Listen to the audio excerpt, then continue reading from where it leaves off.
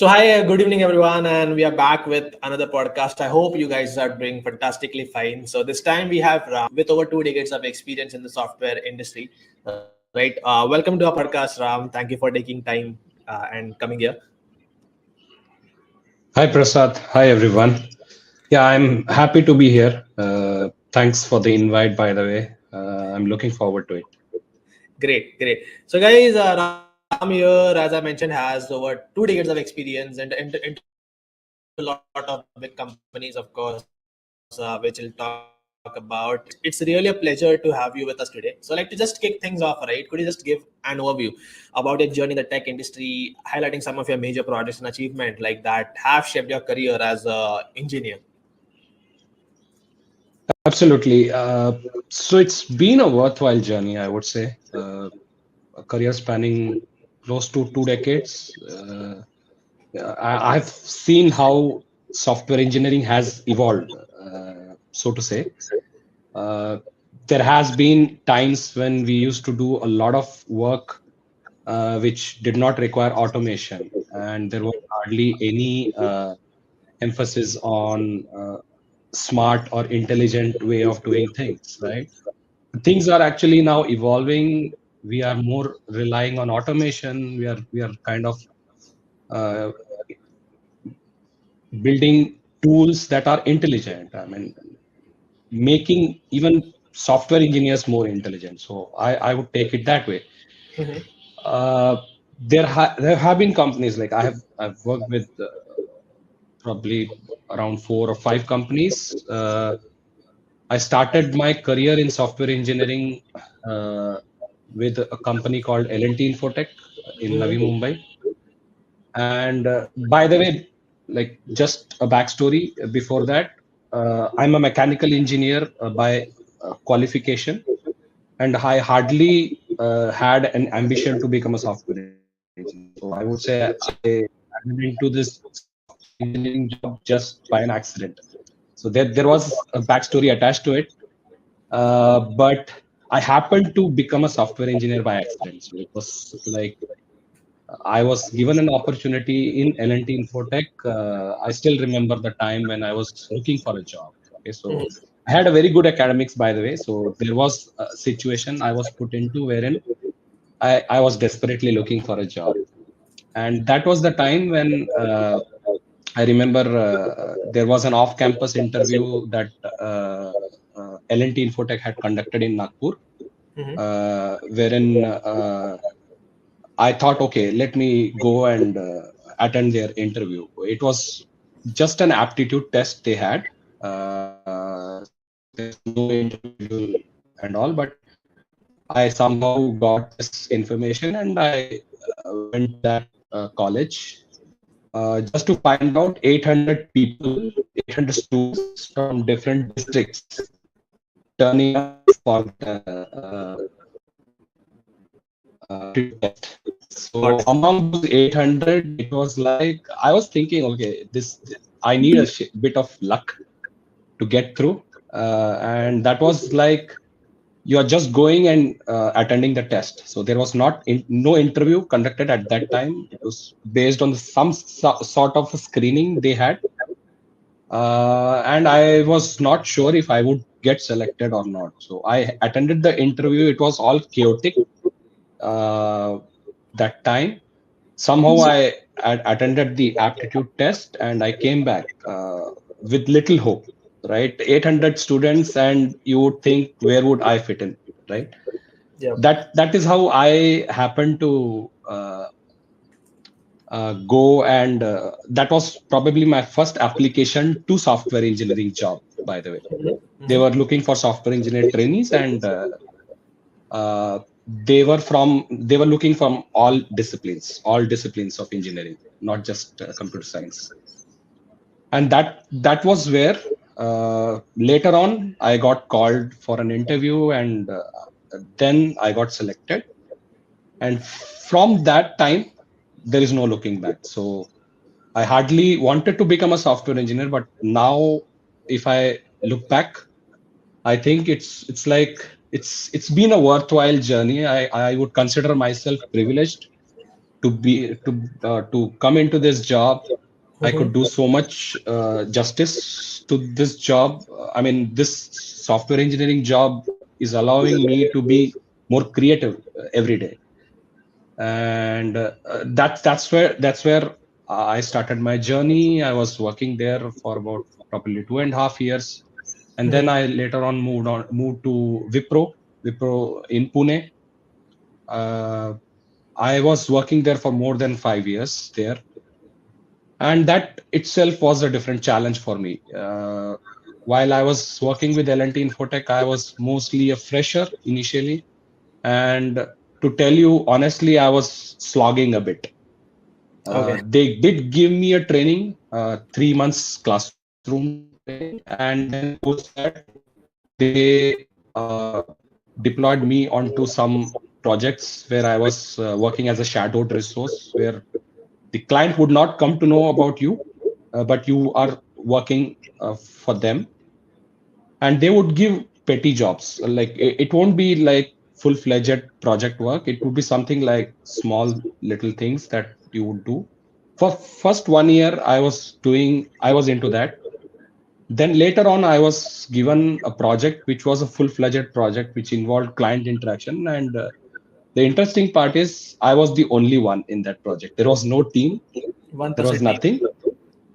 Yeah, so it was a one-man show. My friends used to still tease me that you used to be the only person handling the client. I used to always have a conversation with the client, get the requirements, and that project was mainly to do with maintenance and enhancement. There was hardly any scope of right from the scratch development, but I Okay. think that stint taught me how to troubleshoot. Probably at that time I did not understand much, but later on I realized that 1.5 years time that I spent in that project taught me the best ways to troubleshoot a system, because you are the only one. There's no other option. You cannot lean on to somebody else. You do not even have an option to ask for the solution, right? So you are put into solution. I mean, you are put into that situation, and there is no other way out. You might fail, but you have to own failures. So that project taught me how to own failures, and then how to build up from those failures and then become successful. So I would equally attribute my troubleshooting skills to that particular stint. Later on, when I moved to Wipro, I was put into right from the scratch development. So I was lucky enough to get into a role where I'm doing the development from nothing. And it was a very complex project. It also involved hardware, also involved consuming some drivers. I was mainly into C#.NET. So starting from that time, I started becoming a resource who can write code in C#.NET, who can build applications in .NET, both Windows web and web-based applications. And that experience, actually 5 years of experience in Wipro, was like the thing which I was looking for, because I was badly looking for a right from the scratch development project. And I think Wipro gave me that opportunity. Also involved working from on site, wherein the client is sitting next to me and you are completing the requirement. It was a Japanese client, and I did not understand a word of Japanese, but there will be requirements that will be passed on to you, that will be translated, and right in front of the client, you are carrying out the requirement. So that is, I mean, you are building the solution that the client expects you to do. I think that is where I also got an exposure on like how you deal a situation wherein the client is in front of you, right? So something like, again, you have no option. So the client expects you to complete something in 2 days time. You are expected to complete. So you take some kind of a pressure, but eventually you'll do it. That is how I was able to do justice to whatever work I was assigned. Post that, I had to actually come to Chennai for some personal reasons. So I was badly looking for a change, and I thought, why not come to Chennai? Mm-hmm. That was the time I got into Infosys in Chennai. And then in Infosys, I was working only for 6 months. There might be some reasons why I switched from out of Infosys. The primary reason was I was put into project, but I was not billed. I was working for one of the clients. I was working on ODC kind of a setup, but I did not get any billing. But despite that, I was working. So I wanted the billing. I did not want to kind of just work as a shadow resource or something. So that was the reason why I moved out of Infosys. And then I joined Symantec, which is my current organization. It is called as Gen now. The name of the organization has changed. Symantec, I'm sure a lot of people know. Norton has been a product. Norton antivirus has been a product that our company builds. And now we have merged with Avast. So Okay. there is a company called LifeLock. There used to be a company called LifeLock in the US, which Norton acquired. So our company later on became Norton LifeLock. So from Symantec, it became Norton LifeLock, and then it became Gen now. Since we are dealing with more number of portfolios, right? Mm-hmm. Uh, Avast, Avira, Norton, CC Cleaner, everything is now part of our company. We own all of these products. Oh, wow. So like a tremendous career like that you had, right? And of course, we'll deep dive into each of these segments. And majorly, I guess a lot of students would be interested on knowing how this companies and the portfolio that you mentioned, right? Because a lot of these names, starting from Norton Antivirus, even Avira for that matter, and Avasta, and CC Cleaner, like every Windows machine, I believe every person who has had Windows has at least installed this once. Like I, Yes. I can bet in a sequence that okay, once you install Norton, you're done with the free trial. You go to Avira, you go to Avast, and then when nothing works, you put CC Cleaner and be quiet. Okay, this many things are Right. there which your computer has. You can just remove. So I guess every Windows user has had this journey of using all the products. And now when you mentioned right, everything is into one Yeah. umbrella. That is where I'll of course come to this segment again where I'd like to know more about the company and how it functions. But more interestingly, right, there's something that has caught my attention. And when they very initially that you mentioned, right, you have been a mechanical engineer. So this Yes. shift from mechanical engineer to being a software developer and rather creating a career of a lifetime, right? 2 decades is not a small time. Spending 2 decades into IT is literally Right. not a small time. So that itself happening by accident, as you mentioned, right? There's a backstory. So Yeah. I'll love to know about the backstory. So before, like, of course, we'll also discuss about college days, but majorly now that I've got it into my attention, I'm more interested listening to the backstory. Like, if you could just expand a little bit on that, like what happened that made you to go from mechanical to IT. Absolutely. I would love to share that with people. By the way, I don't think many people know this except for my family and friends. Mm-hmm. Uh, this is like okay. By the way, just to talk a brief about my college life, I was more than a average student. I would say above average student, wherein I used to score. I used to be in top 4 or 5 throughout my engineering with no backlogs. Okay, so in fact, I have not had any backlog throughout my career. I've always been a very sincere. I would say I would call myself a sincere student. Okay, so more than intelligent or whatever it is, I was more of a sincere student who'd show up to every class and who would sincerely work on the assignments and would complete it and give it to people. Okay, that used to be, and my academics was quite good. So and I also got a job in mechanical engineering as part of campus interview placement. This job was uh, with a welding technology company. Okay, so since I was in mechanical engineering, so welding technology is most relevant to this. I got placed into a company which were dealing with welding technology, and I joined that company. I was there for 3 months. In that company, I was posted to Trichirappalli, Correct. and the role was sales engineer, sales engineer trainee. Okay, so it did not just involve knowledge of mechanical engineering, but it was more of a sales job. It is more of an industry. It was more of an industrial sales kind of a job, where I used to visit every factory, cement factories, sugar factories, and I have to kind of sell this technology that they have built, the welding technology that they have built. I still remember this company used to make us consume all the welding electrodes. Okay, so I have done a lot of welding.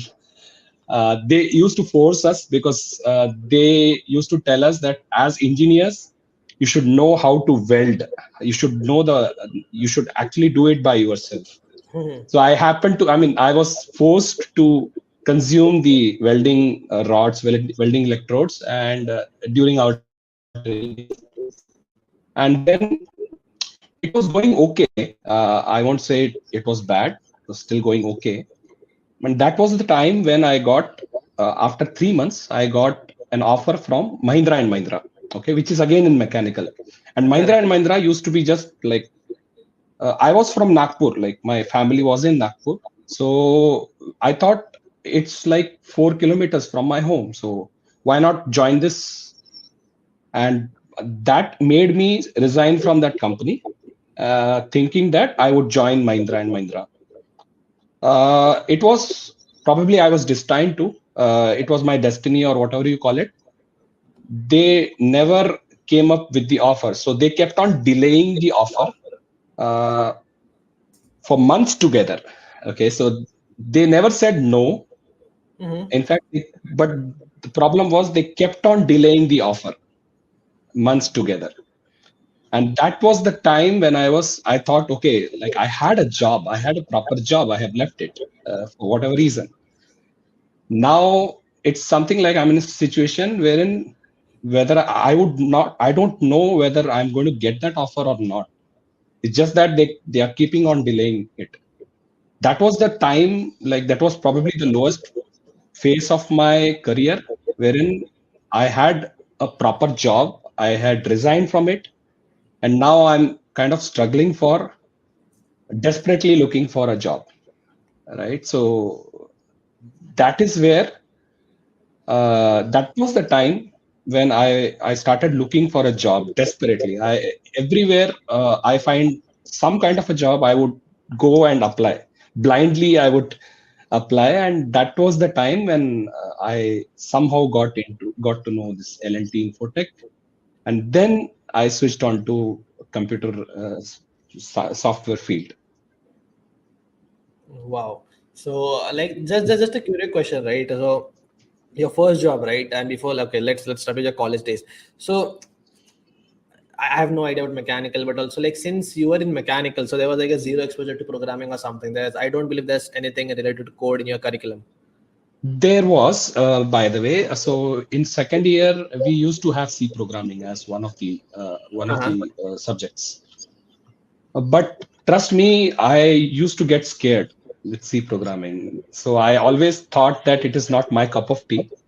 I Understood. still remember, like now I find it very funny. I still remember we used to have this practicals, right? Uh-huh. I think everybody has this, right? Goes through this, wherein you are supposed to come up with some program, some metrics program, or some sorting program, right? Correct. Yeah, yeah. So I find it funny nowadays, but I used to memorize everything. Okay, so I was just like, I have to just pass this exam. I have nothing to do with programming. This is not my cup of tea. That is how I was during my second years when I had C programming. I did not have anything else apart from C programming. So probably because I was not interested. I don't know why I was not interested, but I was thinking that this is all too complex. Probably I did not want to get into that, and I never felt a situation wherein I should get into programming. While my friends used to talk about computer science or software emerging, I never thought that uh, that would interest me. Probably at that time I was not so obsessed with whatever hype that was created. So probably that made me think that I'm not fit for this job. Understood. So like, but it's still quite interesting, right? Just with C, with the also that you did not like C programming, and I believe a lot of students still find it difficult. People are starting out to learn Yes. C, and then you have your career building career in languages that based on C, like C sharp, like the whole .NET Yes. framework, right? Working Yes. on the whole .NET framework and building softwares over that, right? There are two different things, but yeah, majorly the question that I have for you is, I think that then you moved into LNT now, which is I guess is LTI Mindtree, is now it's called, right? Yes. So what did your first job look like? Because now you had zero experience in tech, right? You were in a mechanical graduate and now going into a tech company. So what was first of all, there are two things that I would like to know. One is the hiring process that you were put through, and how was it difficult? Because a lot of students face this, and even for working professionals, right? People looking for transitions from non-tech to tech backgrounds, or students who are moving out from service to products, not service to product. You can say, to rather put it in a good way, a non-tech company to tech company when passing through interviews, Right. right? So Right. what was the experience, one as on the interview side, on the hiring part that you faced, and second, rather the most important thing is what technologies or what job did you apply for and that you got into tech, right? And how was the experience for you?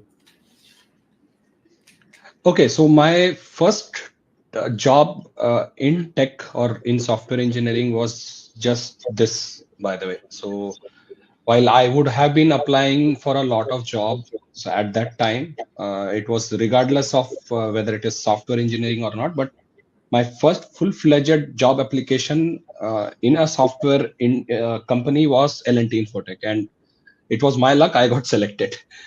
Going like talking about the interview process, I mean at that time, nowadays it's all a little different, I would say, but back then they used to conduct aptitude tests. Probably now they have all made it online, or there are Correct. multiple rounds that they conduct, or multiple levels they conduct.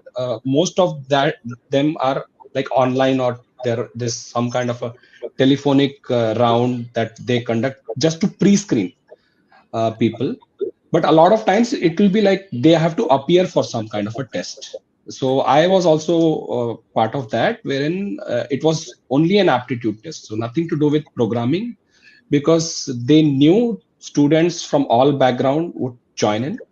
Mm-hmm. So their interview process was like not related to anything software concepts or anything, but it was more to do with aptitude. So when I cleared the aptitude test, there were, I think, 2 rounds of interviews that I had, wherein they asked me questions around awareness of software. And I did not tell them that I got scared with C programming and stuff, because I knew that that might not be taken in a positive way, right? Correct, But I correct. did tell them that I have not worked so much on C programming. One thing which probably I had in my resume was, while I was in my mechanical engineering, I had published 2 papers. Published in the sense, they were like I had given some seminars, and it was all by myself. So I went to Osmania University in Hyderabad all by myself. It was all my efforts. I did some kind of a research or some project, some case study, and I took it to seminar, and I was selected for that. So that actually added to my credentials, but it was nothing to do with software.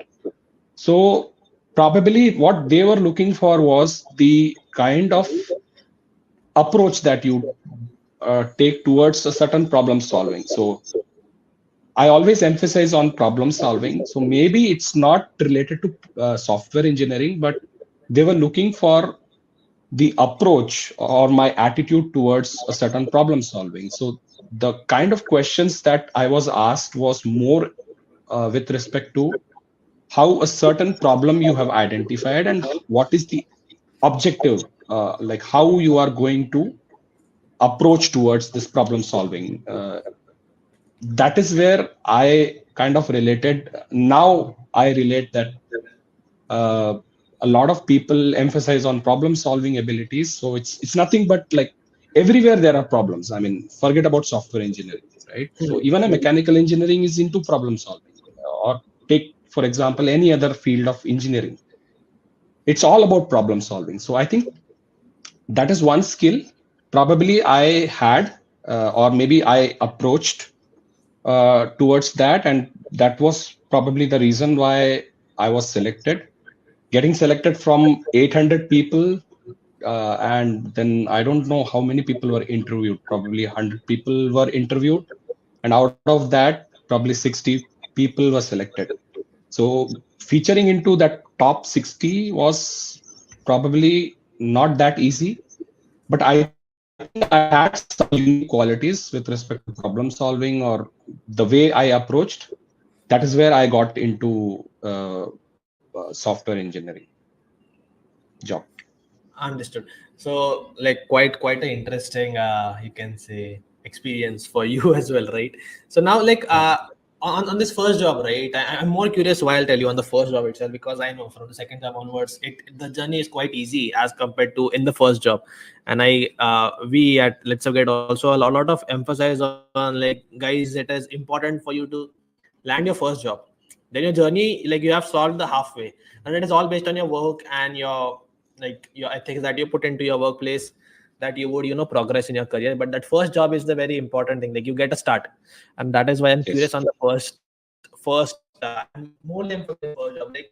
And in your case rather, it's a very interesting thing, that because again, not being from tech and carving Yes. out a whole experience into tech, right? So uh, on this note, right, I believe there were a lot of challenges that you would have faced while working on day-to-day basis, right?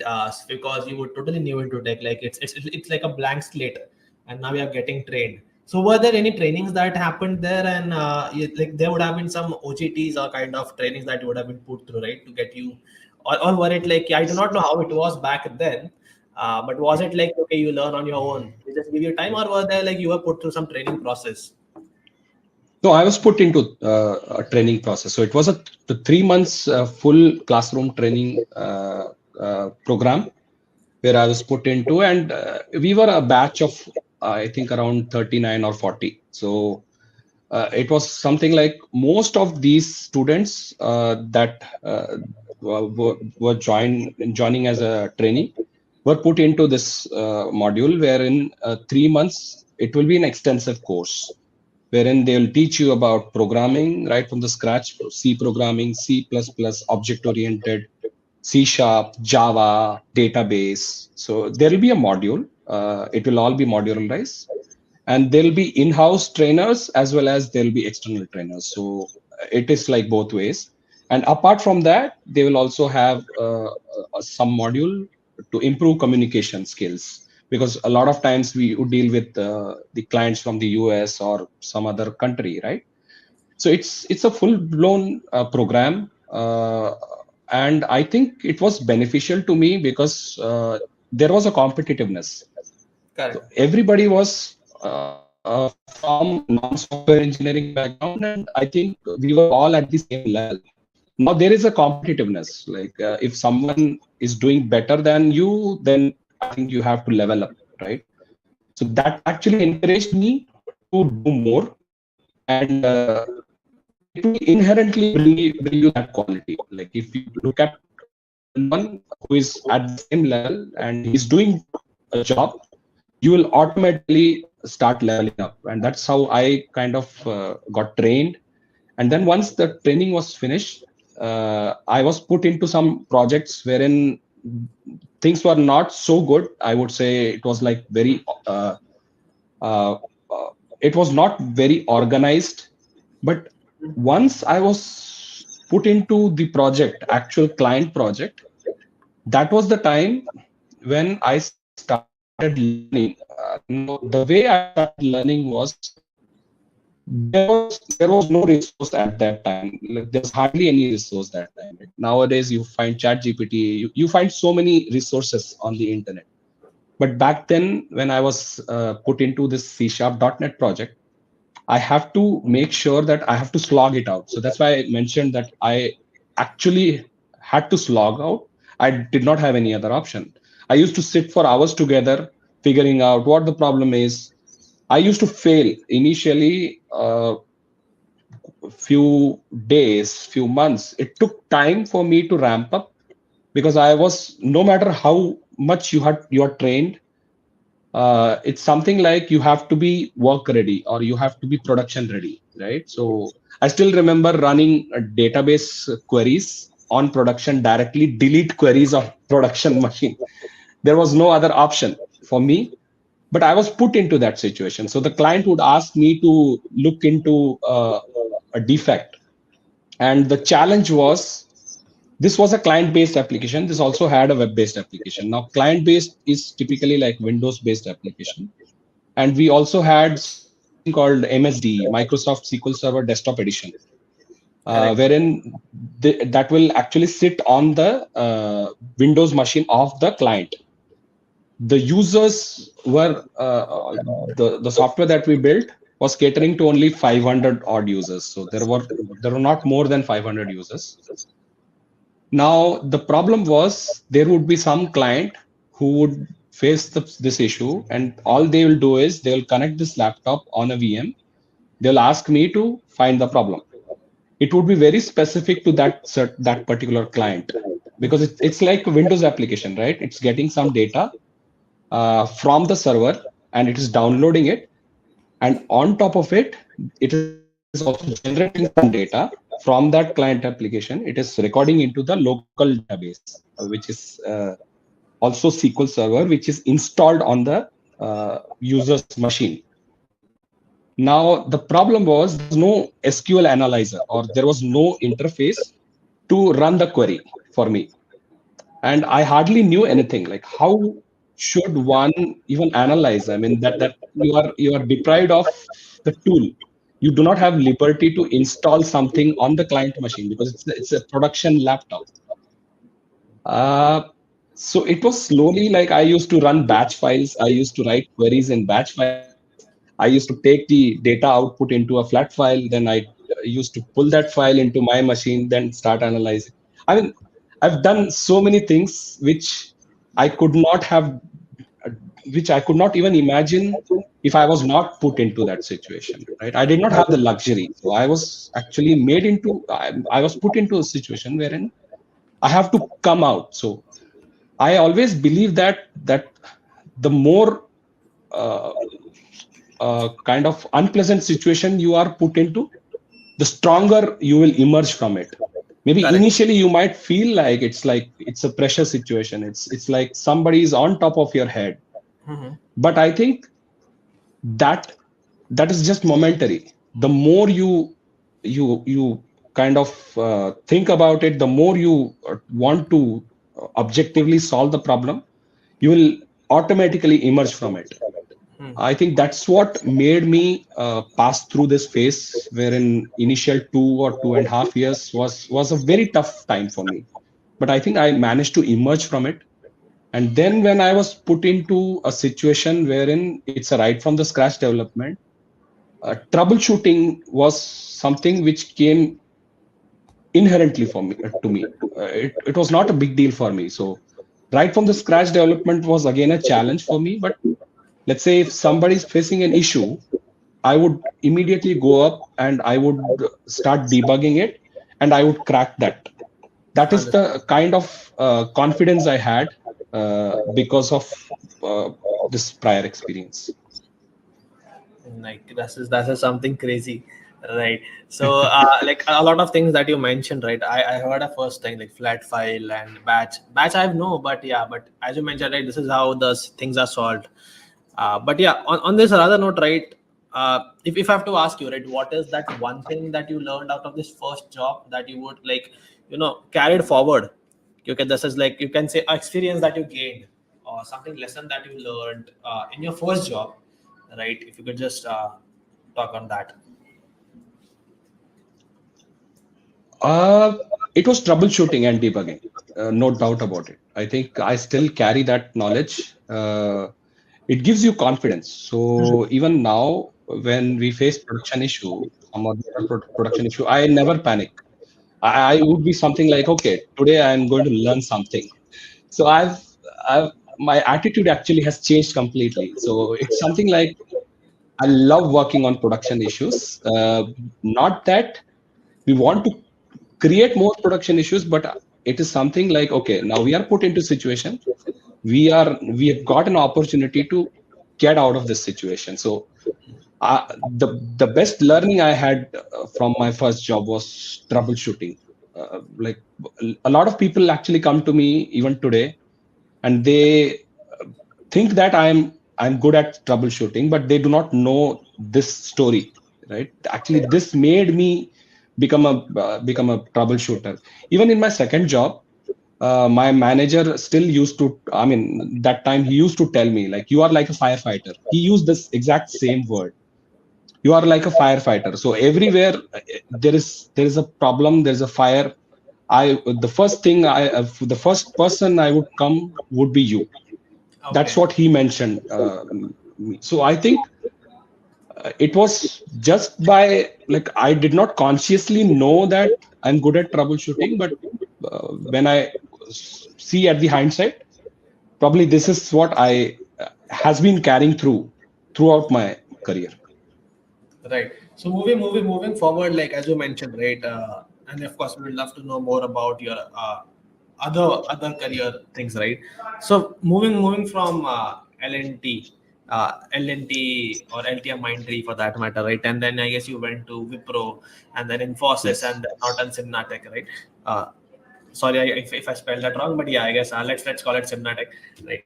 So like I'd love to know more about let's go company by company and the roles that you played in those companies and rather to be specific, I'd love to know two things, one on the good and one on the bad sides as a developer. That is one which is you call it as an achievement in that role over the years that you spent in that particular company, and second, like most important, like you consider like okay, this was a bad phase as a developer, not from the company's perspective. Okay, this is something that we could not achieve, right? We failed on a project basis, right? So two things: one on the projects that you think that made impact; second, projects that where you as a team, right, were not able to deliver that much impact. Like each one of those, like for that matter, it is Infosys, Wipro, and then we are not.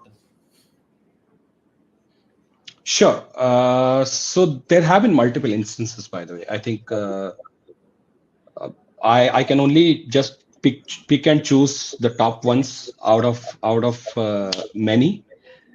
But they have been projects. Okay, so let me talk about the good side of it before I get to the other part. So good side. In fact, I would say everything has been good. The thing is, even if you fail, uh, it teaches you not to fail the next time. So that's how I take it. So whether it's good or bad, everything is good for me. But yeah, let me talk about some situations wherein I really found things interesting. So there was this project in Wipro that I was talking about.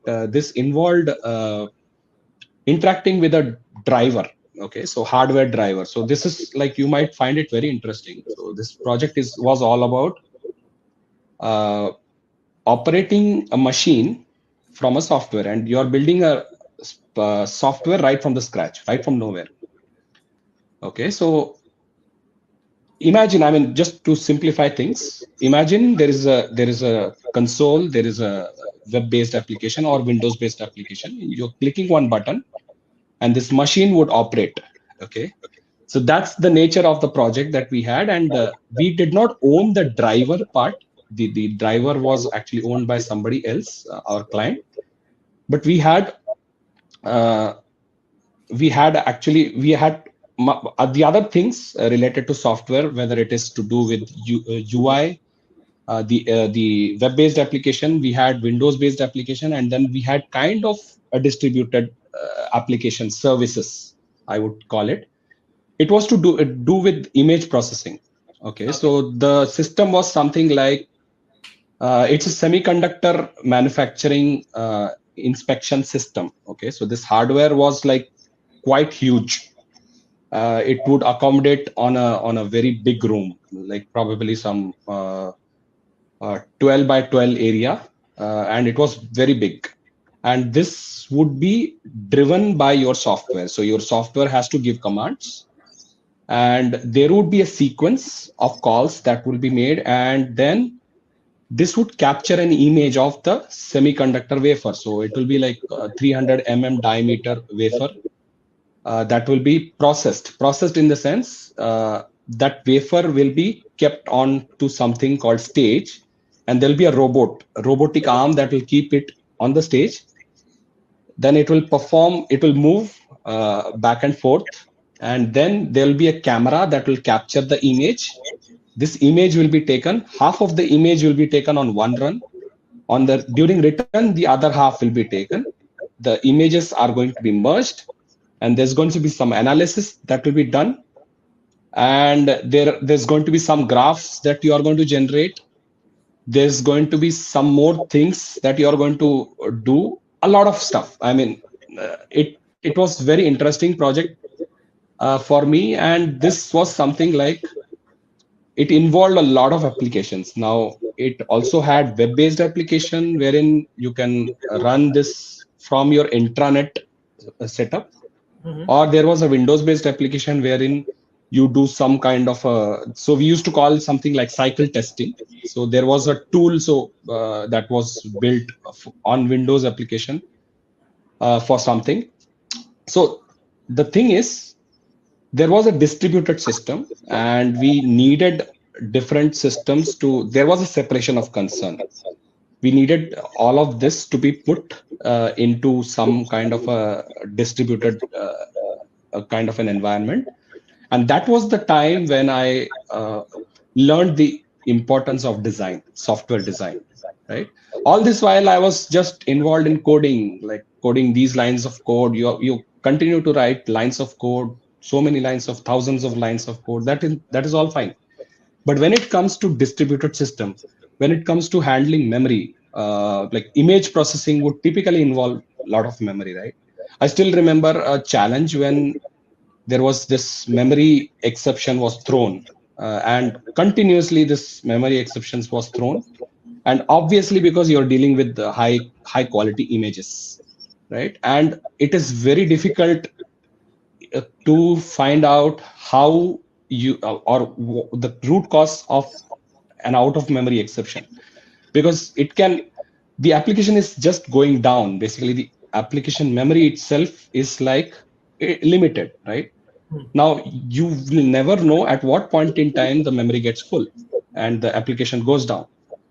That was one challenge, and I somehow managed to kind of fix that problem. I found the root cause. So I always take it this way. It's not about finding the solution. It's about working on the problem statement, right? The one best learning, I think this was my best uh, learning that I would say, wherein I managed to provide solution to a problem which was very complex. Now, generally, a lot of people think that solutions are complex. No, solutions can never be complex. It's the problem statement that is complex. Now, it taught me that you have to find out what is the problem. You have to break the problem into different simple problem statements. That is where I think I still remember, like, unhandled exception. We got unhandled exceptions. I knew how ASP.NET worked, and then that it was my theory or whatever it is. Because of that, I managed to find out the issue, which was actually being worked on for a very long time, and that was the instance wherein I thought I could emerge, or I could probably become a better software engineer with respect to design. And that also kind of made me realize the importance of design.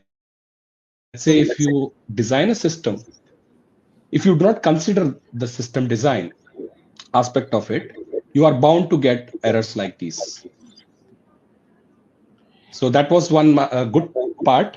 Coming to the not so good part, or coming to learnings, there have been so many. Again, a lot of times I see people over engineer. Okay, so while I do emphasize on design aspect of it, a lot of times in my various organizations, I've seen people tend to talk about things that are not required. Okay, I won't say not required, but not relevant to a certain requirement. So uh, the problem is, especially with the hype that everybody gives. For example, now let's talk about microservice. I mean, I like talking about these technical terms. By the way, I'm not sure if people know about these terms, but I'm someone who loves to talk about these. Right. So You fine with microservices, that, right? yeah, microservices, I Prasad? believe, microservices, I believe, right, everybody should be knowing, and I believe it is, if okay, so for people who wouldn't know, I guess you are the best person on the panel right now to just talk about microservices in one, like if I have to define microservices in one line, like what would you like to make it easy for students to refer to it? Oh yes. So okay. So let me see if I can have a very short explanation of what microservice means. Microservice is nothing but it's a lightweight service, is what I would call it, which would not require any complex data to be written. So the data would be very limited, and it would be targeted to a certain requirement. Unlike a monolith. Now, again, maybe I'll also touch upon monolith, because without understanding what a monolith means, you won't be able to understand a microservice. Monolith. So we had a monolith application. So uh, lot of times you think about making a judgment of going with a microservice or not, right? So the thing is, when everything is put into one system together, there is a chance that the system might get overwhelmed. Now that is the time when you think about splitting everything into microservices, so that you are relaxing the job of this one single system. So that's the definition I would call it, whether it is monolith or microservice. Now, since microservice has been so popular, people are so obsessed with it that they do not mind going with a microservice. Now, the bad part of it is, a lot of times when you are into solution, some kind of a solutioning, people think that, okay, I'll spin up this microservice, I'll spin up that microservice, without thinking about whether a certain microservice owns a state or not. Now, there are some principles that you have to follow. So if you want to spin up a microservice, it should own the data, right? I mean, these are some principles I religiously follow. Now, without making that judgment, just because microservice is hyped or popular, people think, and microservice, by the way, nowadays are very easy. Like you go to cloud system, you spin up microservice just like that, right? Just because you can do things very easily, you cannot compromise on this. Now, I tell you the problem with this. So let's say you do not need a microservice. I mean, it is okay. It has not even reached to a stage wherein it is called as a monolith, but people think that it is a monolith and they try to break it into microservice. Now, the problem is, the moment you break that into microservice, you are not able to justify whether it owns a data or not. There is a possibility that 3 or 4 microservices own the same data, which is not what is desired. Understood. right? So that is where, I mean, microservices typically add to complexity. Now, people think that only monolith services add to complexity. No, the more the number of microservices, your deployment time, you I can understand like everything is now independent. You can independently deploy each microservices. But the problem is it becomes an overhead. Like you are dealing with 10 or 20 different microservices, and you have to manage deployments life cycle of these 10 different microservices, right? Understood. That Correct. is where people, I a lot of times I see that people over engineer, which is what I also like tend to get a discussion with so many people, right? And you should, I always believe that you should have this discussion, this healthy discussion, wherein healthy debate, wherein do you need this or do you not need this? That is where I think people can do more to improve on. Just don't go by the hype, make the best judgment based on the requirement that you have. Don't just go by what people say. It is always good to know what a microservice is. It is always good to know all hyped things. So I'm all in for knowing or being aware of the things that are talked about, hyped upon, because it comes in handy sometimes. But look at your problem statement. Now, microservice probably is a solution. It's not a problem. Just because you have a solution, you are trying to fit in that solution into your problem is not fair, right? Now, study the problem, then make the judgment of whether you go with this solution or that. So that is where I think a lot of times I find people debating over using, I mean, this is just one example. There are so many of them, but yeah.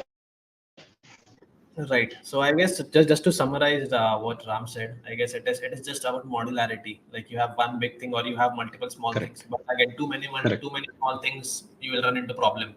And Correct. yeah, I guess that is something like students who are building systems, right? Now I guess Right. everything is modular. Like even the pattern, I guess, which is there in again .NET, because I have worked in .NET.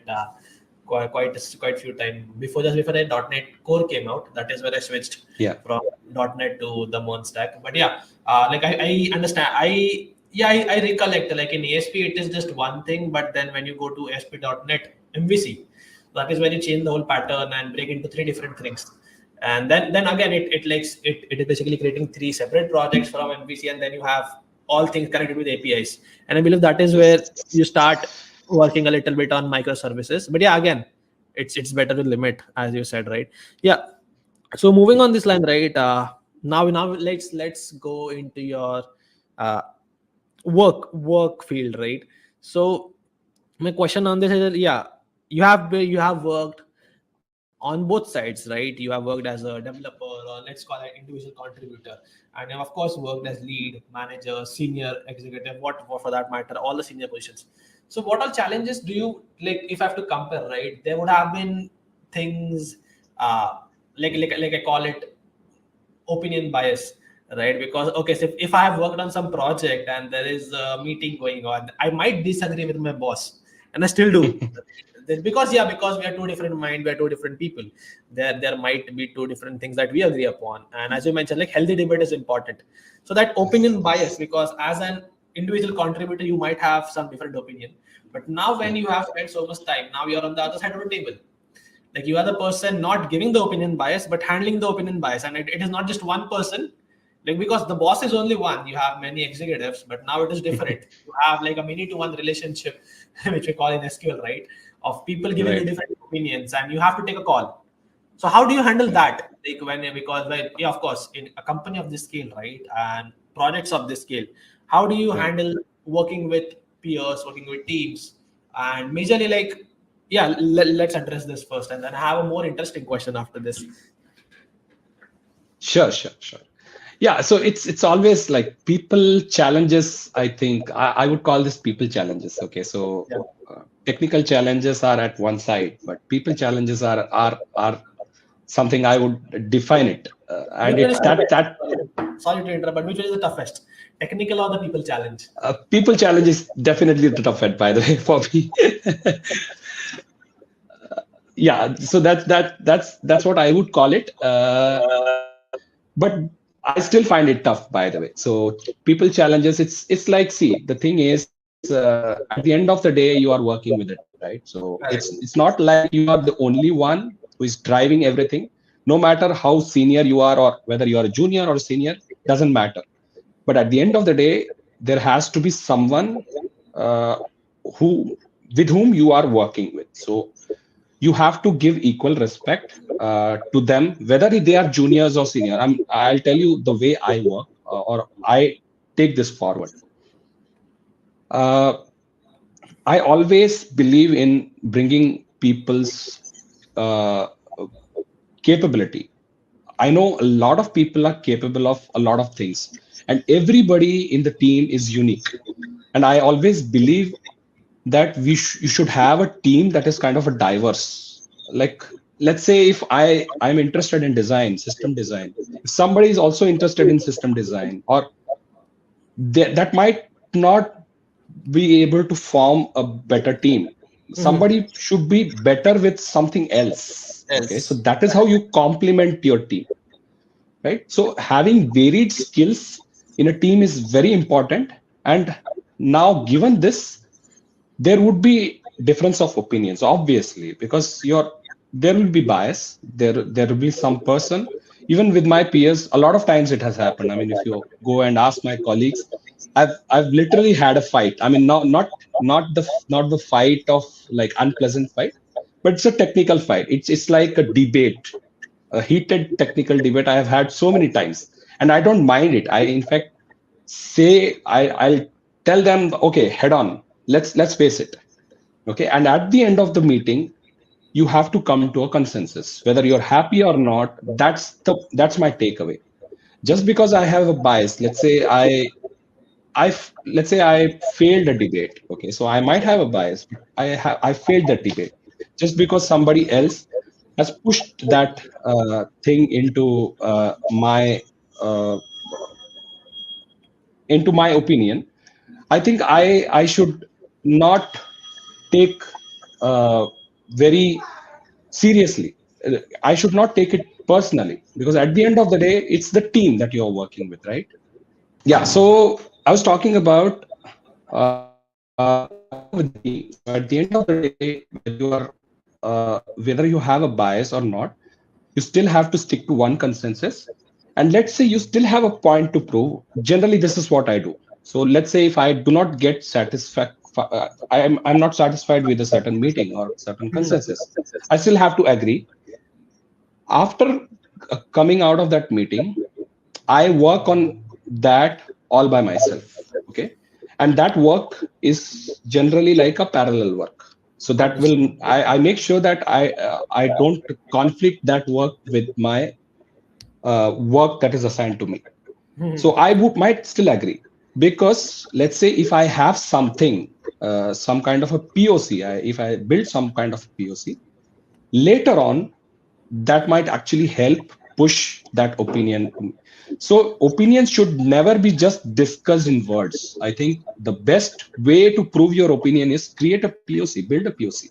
Now, once you build a POC, uh, then present it to it, you are already one step higher than the other person. Now, if the other person has the bias, you are also making them do this POC. Okay, do this POC, build on top of what you're saying, right? So your work should speak more than your words. That is what I have learned. Now, again, this is like also a fight, healthy fight, I would say. And this also promotes competitiveness, right? The other person is now equally competitive. So just out of competitiveness, this other person would end up building a POC, right? So this is what I encourage within my team. And yes, like personal biases, I never believe in personal biases. I always believe in like building something. No matter whether you have a bias or not, you build something, show in your work, and then take it forward. Understood. So that is I guess a great take on how to handle bias, as you mentioned, right? Create some proof, and then you can put your Correct. thing forward, and that has a better chance of acceptability from the majority of the folks on the table, right? But I guess another interesting question on the same line I have is because this is something that we see a lot of organization face, and I have discussed it with a lot of developers and leads, that handling biases from team is one thing, but handling biases of peers, like when you work on some senior level, right? So when you have all the leads disagreeing on the same table, and majorly there are a lot of seniors, right? So that is quite interesting, and I have seen a lot of heated arguments where, like, where the feature is like quite a minimal feature.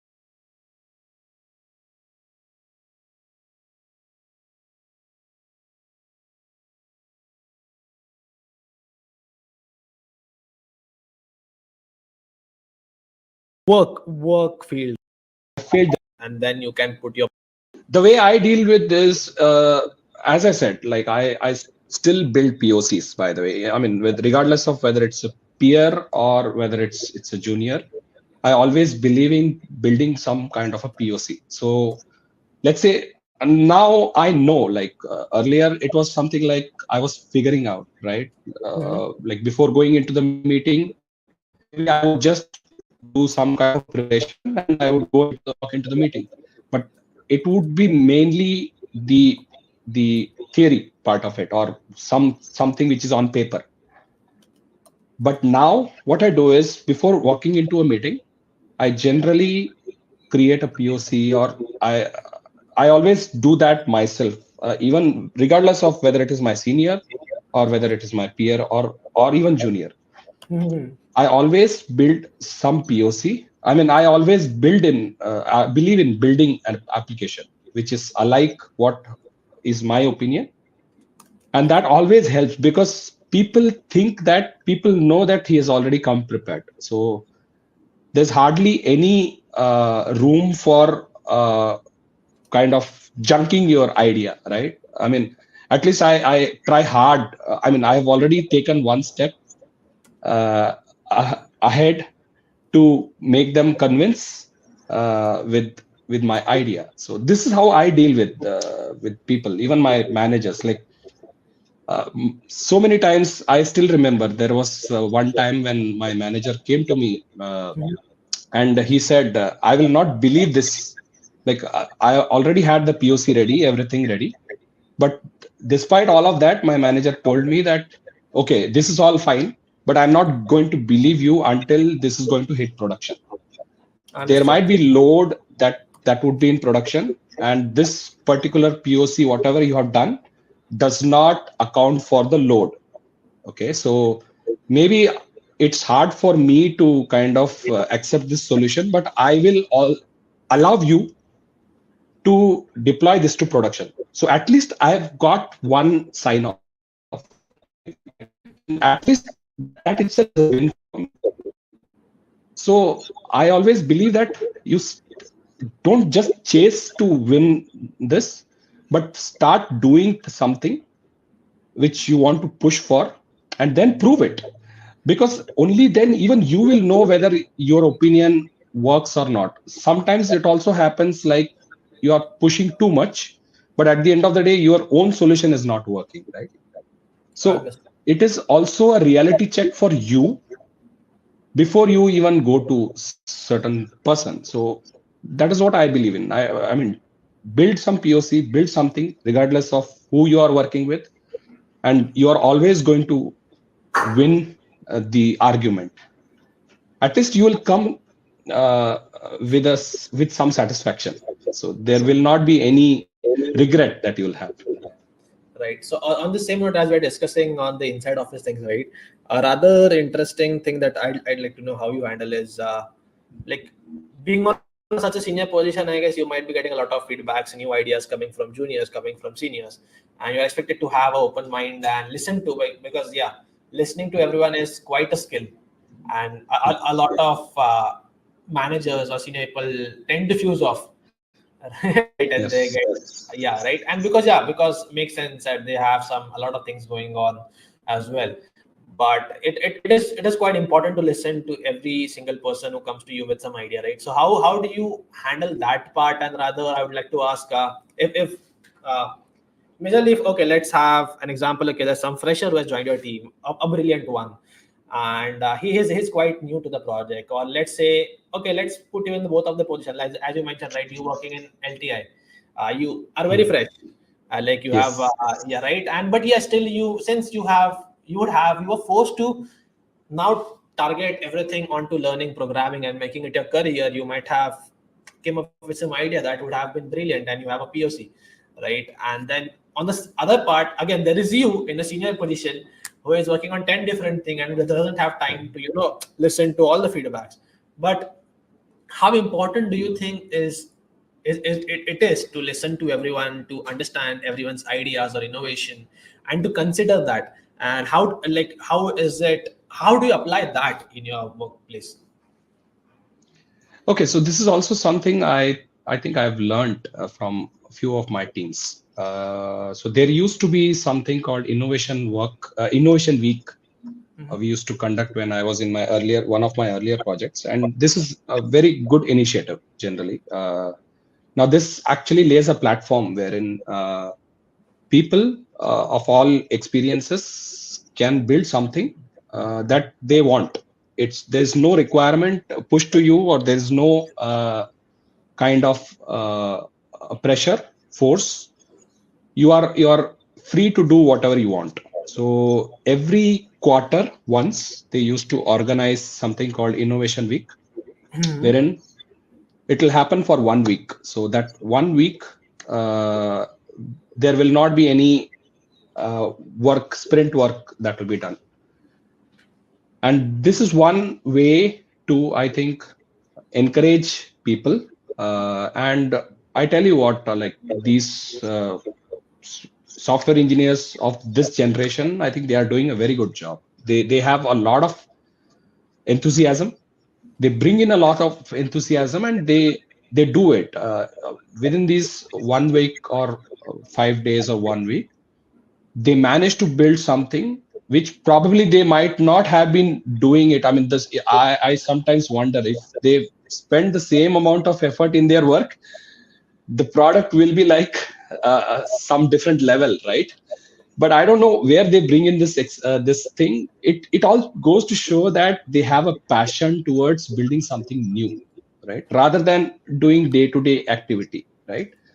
So this is one way of encouraging people, and I always love to have these innovation weeks or something with people. Like I discuss these ideas with different people. Apart from that, there are so many again.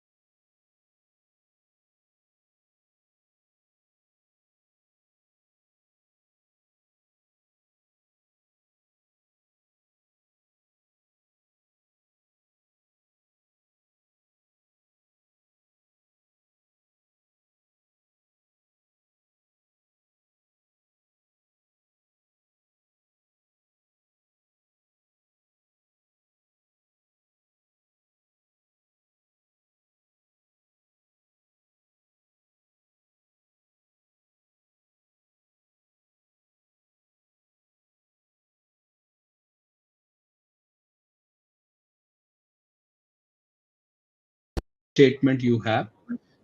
I do not. The job of the software engineering engineer is such that you cannot survive in this industry if you do not keep on learning. Okay, so I was talking about C sharp, right? My skills were predominantly on C sharp .NET, and for many years. But now, if you ask me, like I have not touched C sharp or .NET for last 3 years. I'm working on something else totally, and that is again totally technical. Okay, so I'm into front end, I'm into Node.js, I'm into like back end. C sharp .NET was probably something which I always loved. I still love it, by the way, but I don't think I can carry that. I can afford to carry that pride or whatever it is, because that is not in my control. Like people are switching into open source now. The very fact .NET Core itself is now open source, right? The thing is, there is a change of paradigm where people are talking more about open source project, because so many people can contribute to open source. I mean, it kind of opens a new horizon for people to contribute to something, uh, some kind of a problem solving. So I think learning is always important. Upskilling, continuous upskilling is always important. I had to kind of unlearn, or I had to kind of give up my whatever expertise that I carry. I won't say give up. I still my foundations are still the same. In fact, it is all helping me. Like when I compare about going with React is a functional based. You build functional based component, but there is nothing like object-oriented. Same object-oriented concepts are now translated into, I would say, functional base. It's all about composition. I mean, composition is a part of object-oriented programming. So there is a paradigm shift, but like it always helps you stay with your foundation or concepts. But at the end of the day, do not just be biased with a certain programming language or certain framework. Frameworks will come and go, languages will come and go, but I think foundation, at the foundation level or at the conceptual level, as and when you start working on something, when you know foundation level, that will go a long way, I think. So upskilling is definitely important. I would ask people to go about one language or one particular type of framework, but do not stick to that. Do not just be biased with that. Understand the concepts. Go at the deep level. Let's say C sharp. C sharp is a object-oriented programming. Now think that Java is also the same, right? So there is no difference. Like if you ask me to work on Java, probably I will work. There's nothing different. It's just the language that is different. But at the end of the day, conceptually, I know. Okay, I can. If you ask me to work in Java, I would. I do not have any bias anymore. There used to be time, by the way, I had a very strong bias on C sharp, but now it's no. I can totally relate because there was time, I hated Java and even I hated C for that matter because until I was introduced to C sharp, it all looked too complex for me as well. Like C is of course complex. C++ is a bit easier. Like it reduces the number of lines, but again, C sharp introduced me to a total new thing, right? Working Right. with those, building those forms and then writing the code behind it. And then moving on to ASP.NET and then MVC. And then that is where, as you mentioned, right, I also stopped and moved on to other things.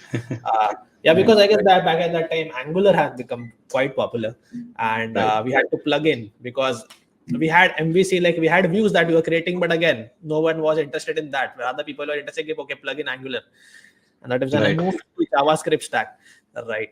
So on this note, right, my question like rather is on the evolving tech, right? And recently we have seen, you can say, like there was a dot-com bubble that happened. Now it is in terms of AI, right? Everything, like literally, Yes. like if I have, like if you have to talk everything, they have just the word AI attached, and it is like, okay, I have a new product that I've built. Okay, you just attach the word .ai to your product and you have a new product, right? And things have changed quite rapidly, and you can say on an extraordinary level for quite good reasons as well, but quite bad reasons as well, right? So I'd rather love to listen from you, like since you're working into an industry for security. When we like, I believe in information security or say computer security for that matter, right? How has AI impacted your segment, right? When you're dealing with creating such solutions, because I do not think, because as to my knowledge, I do not think that was into the softwares at a time we were using Avast or we was using Norton. There was nothing called as AI or thing that was there. But how has that affected your way of working? When I say in good terms, of course, building new features and how AI is, you can say, combined. Because I really, in the whole podcast, we have not spoken about Norton. I was saving this till this point.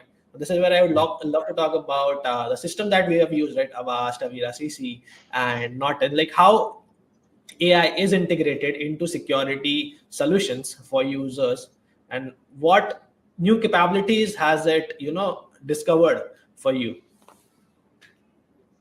Definitely. So I think AI has been relevance, I would say, and why not? Like it's definitely it deserves that hype. Whatever hype people give, it does deserve that hype. So, and AI is something everybody should start adopting. Even I mean, if you talk about our organization, or whether it is our organization or some other organization, I think we are at a stage wherein AI is becoming more mature.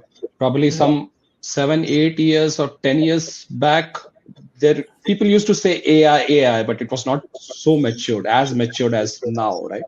Still maturing, I would say. There's still long way to go. But I think there is a state wherein we can call it some level of maturity that AI has. with the way things are moving. And I'm sure this is going to mature to some unimaginable level. Probably nobody knows to what extent it is going to grow. But my take on consuming AI is start consuming AI. I think it's for a good reason. Start consuming AI for whatever it is, for whatever problem statement you have. Not because AI is hyped, but because people want your product to be intelligent. Now, building intelligence in your product, there is a solution. So if there is a requirement to build intelligence, there is a solution that which is AI, right? Now, talking about talking about Norton, recently we rolled out a product called Norton Genie, which actually works with AI. Now, I was talking about relevance, right? So our organization also wanted to adopt AI, and I think we did a very good job in rolling it out within a few months. This product called Norton Genie, which actually helps you detecting scam mail. I mean, any scammers. Let's say, I mean, you might be receiving emails or WhatsApp messages or SMS messages from different people claiming to be doing something, right? They might be promising you job or something.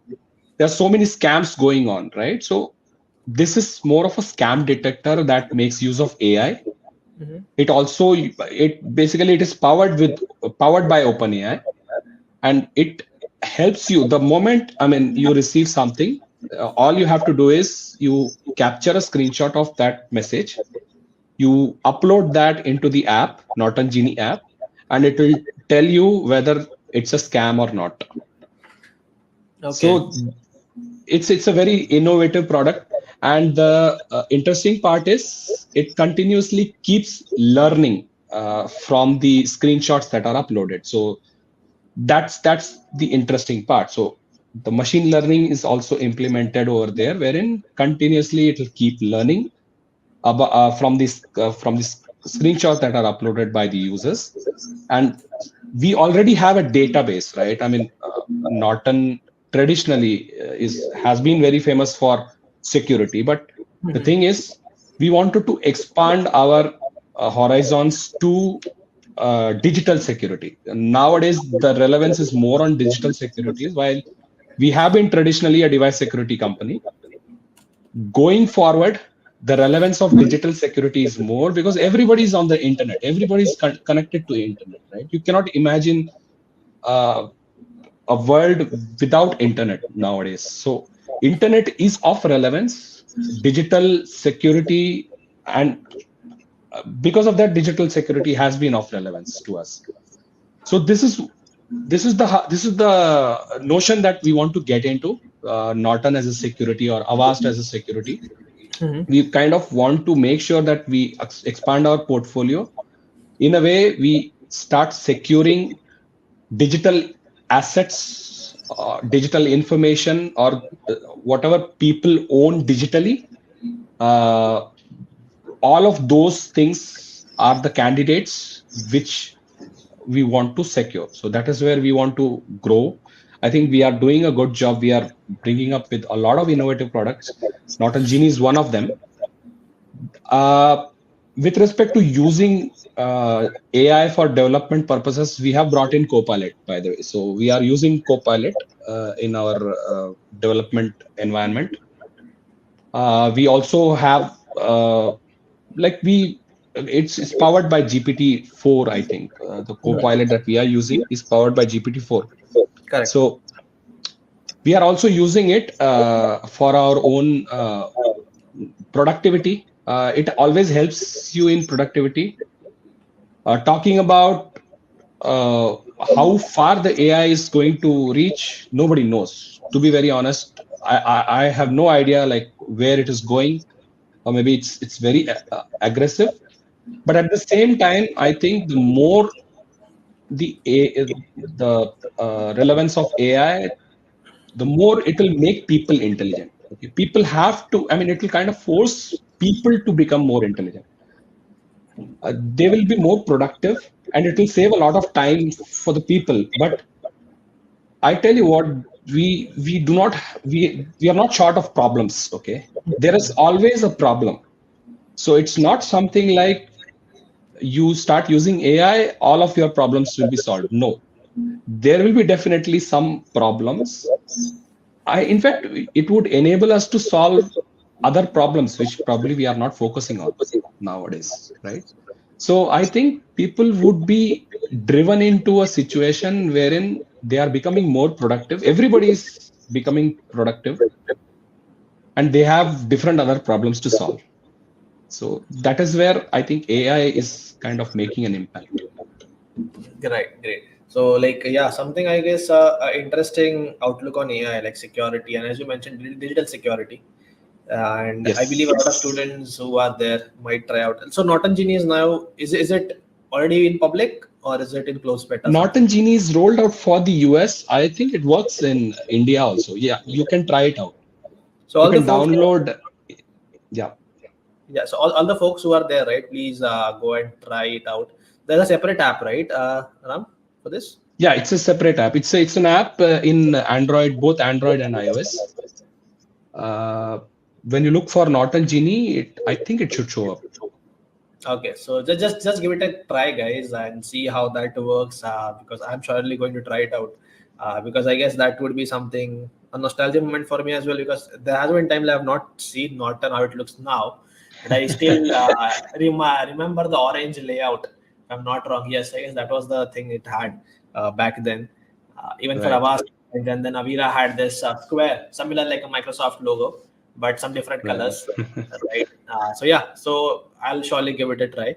But yeah, an important question on the similar lines of AI evolution, right? There has been a statement doing rounds on the internet, and yeah, it has been quite a time, but still, there's also uh, you can say a rather push that gives a lot of students also and professionals to adapt AI to go like aggressively into AI because of someone saying that okay, guys, AI is going to take your jobs, right? With AI evolving so fast, there is going to be no requirement for developers at all, right? So what is your take on this whole statement? Like, is it still the case? Because you have been into industry, right? You're still there.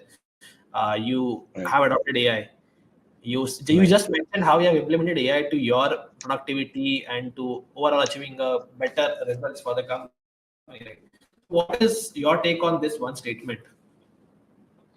Right. So I think I can only tell my opinion about it because, as I said, nobody knows how this is going to grow big, right? It's like something, whether AI is going to impact somebody or not can only be predicted by AI. Okay. Correct.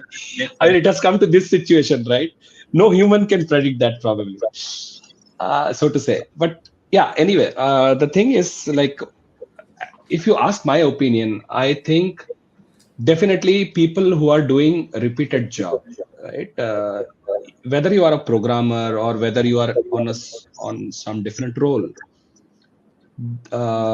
any type of a manual or repeated work that you're doing, I think that is something definitely AI has a scope to replace. No doubt about it, because the quality you are already seeing, I mean, the results are already there available, right? Any type of manual work or repeated work, automatable work can definitely be solved using AI. And it has matured to that level as of today, is what I see. But anything that involves beyond that, creativity, or when I say creativity in the field of software engineering, I would call it design. Okay. Tell this AI to design a system, it will never be able to design the way you want. Okay. Now this is why I always emphasize. I might be coming back. I have a bias towards design, software engineering design, right? Software engineering design is not something which can be fed into as a data to a learning model, and this learning model behaves in a certain way. No, it cannot be like that. Okay, so software engineering design has a lot of scope. You can design it the way AI can definitely assist you in software engineering design. I mean, you can read materials. It can give you the data that is required, but it cannot kind of design the entire system that you are looking for. It cannot customize the entire system. That is where I think there is a scope. Start thinking about things that are not repetitive. Start thinking about things that are creative. Now, creative things, when I say AI to some extent probably can be creative, but I do not know what is the data like that it is consuming, which results in creativity. Now, you ask AI to creatively do something, it might not be something you want, but as human beings, I think we are capable of creating something, uh, which something does not exist in the world. That is where I think we can all be innovative. We can all kind of build software solutions which solve the real problem statement. AI probably will still work on some underlying data, right? You ask the AI about something which is already not fit to it, it will never be able to respond to the way you would want, right? Start becoming innovative, start becoming more productive. Any type of repeated jobs that you are doing, maybe see how best you can utilize AI and automate it. You will definitely save a lot of time. Now, with all the time saved, start learning about AI, or maybe start doing something which is more innovative. As I said, we are not short of problems. There are problems still there, right? We are all now, since AI is booming, the amount of problems that it is going to cause is also going to boom. How about working on those problem areas, right? Something which AI, which are arising because of AI. AI also poses a lot of threat, right? I mean, Correct. you can literally create an image out of something. I mean, you can create a literally clone of somebody speaking something. Uh, there's a lot of scope to solve those problems. Start getting into those problems,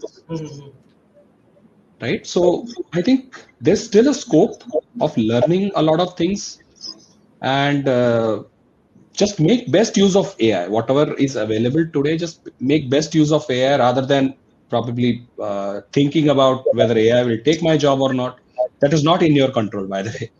If something is bound to take your job, it will be whether it is AI or not. It is bound to happen, right? So don't worry too much about all of this hype or whatever is going on. Just start working very uh, focused in a focused manner about creating solutions to some problem using AI as much as possible. Not Right. because it is hype, but see how best you can take it to your advantage. Right. So I believe, just to summarize, is that it is basically right. Use AI to complement what you're doing, so that it is Correct. just, yeah. So just incorporate wherever possible and upskill yourself to use AI to Right. speed up your things. And you yourself, I guess, will end up quitting things that you do repetitively and focus on to more better things. Correct. Right. Yeah. Correct. So moving on to the last segment of this whole podcast, it is where we, talk about students and people or tech professionals who are aspiring to, start their careers or are stuck somewhere looking for mentors. So before we start whole segment, right? So this is something I missed out on discussing. Is like, we believe that it is not just about tech that you makes you a better developer. There goes a lot of things, rather you can say majorly a lot of things apart from technical knowledge, that goes into making you a developer or getting a job, or you can say progressing towards a career.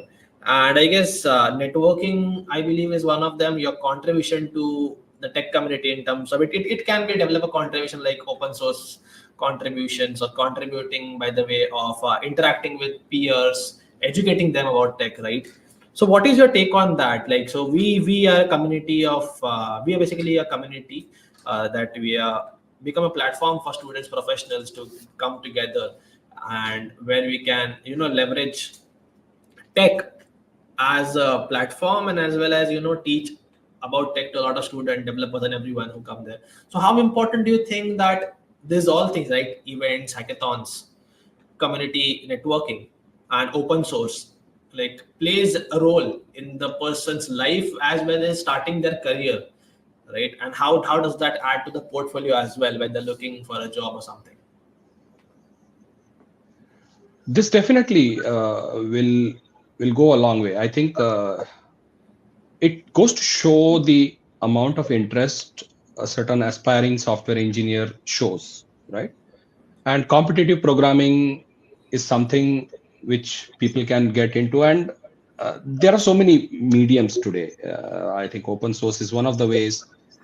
Contributing in some way or the other to the community of software engineers is another way.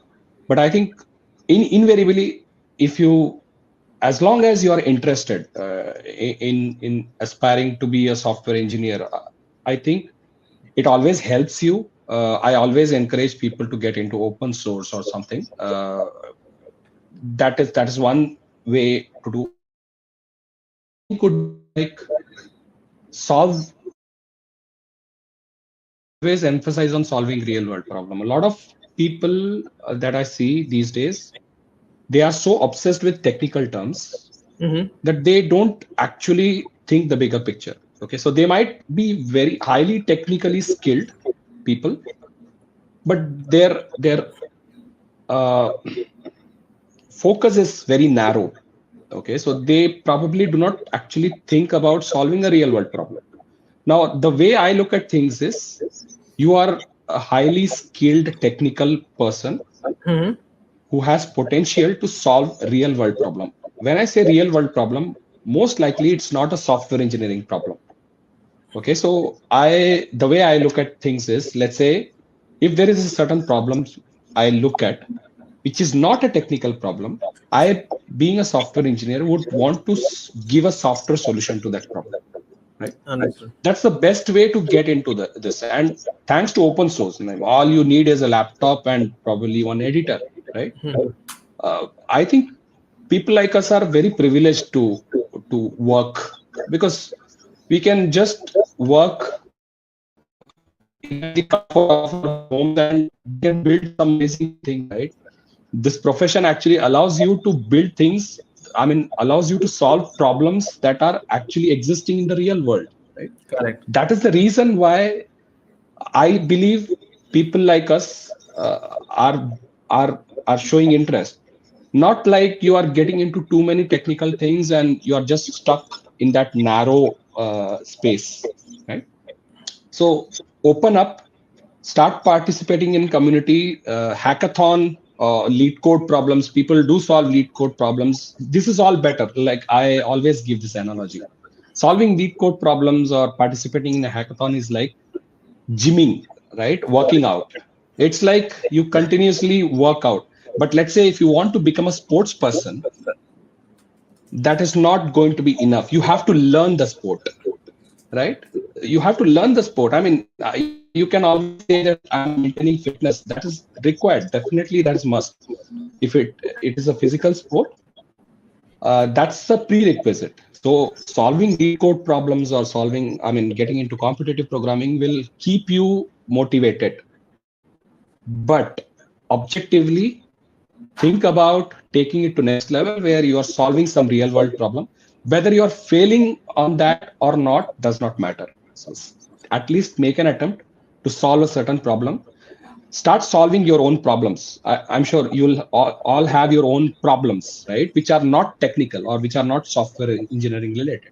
Let's say if I want to maintain some finances, if I think that, okay, there are not many applications available, start building that application for you.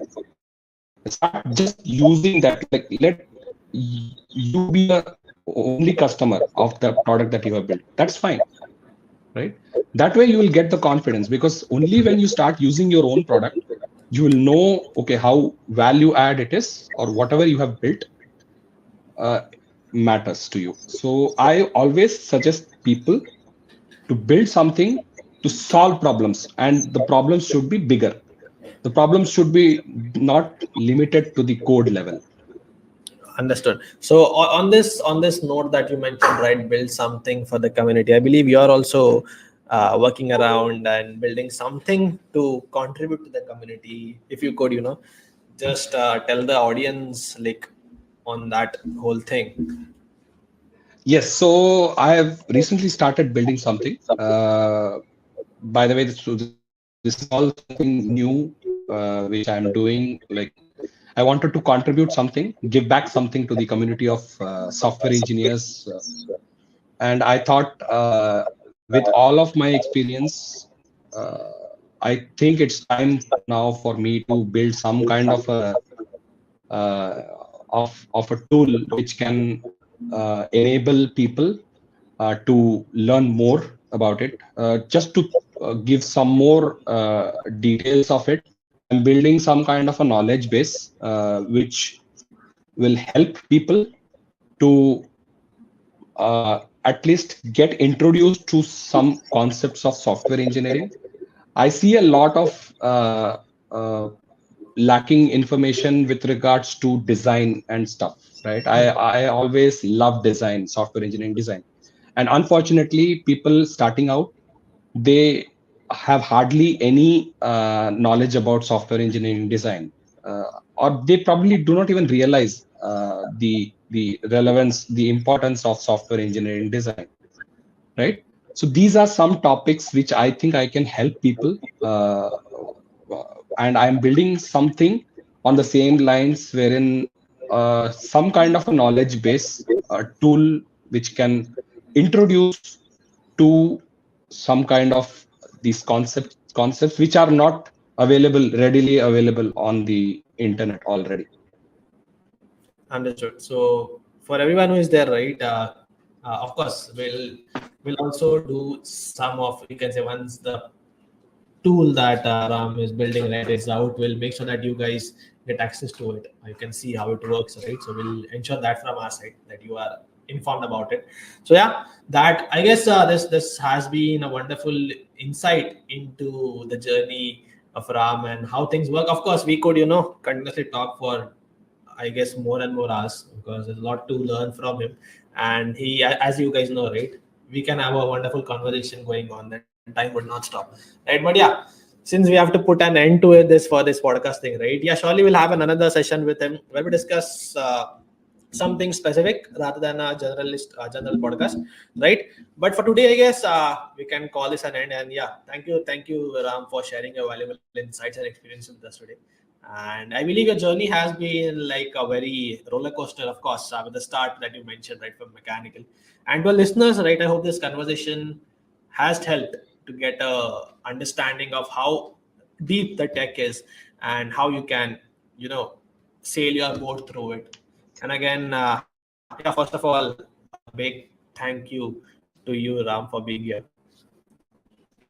Thank you, Prasad. I think it has been an exciting podcast. This has been the first time I've done something like this, and I really enjoyed it. And I'm happy that this is going to reach to the community of people, software engineers. I think this is something which is there is no match for the happiness that I get out of this. So it's a pleasure to host you. And for all the folks, right, thank you for tuning in, and we look forward to bring you more such conversation with leaders and innovators in the tech industry. For today, we'll stop here, and until next time, keep pushing your boundaries and keep coding and keep exploring the world of tech. So with this, we're signing off, and we'll see you guys in the another podcast. Bye bye, and have a great day ahead. Thank you. Bye.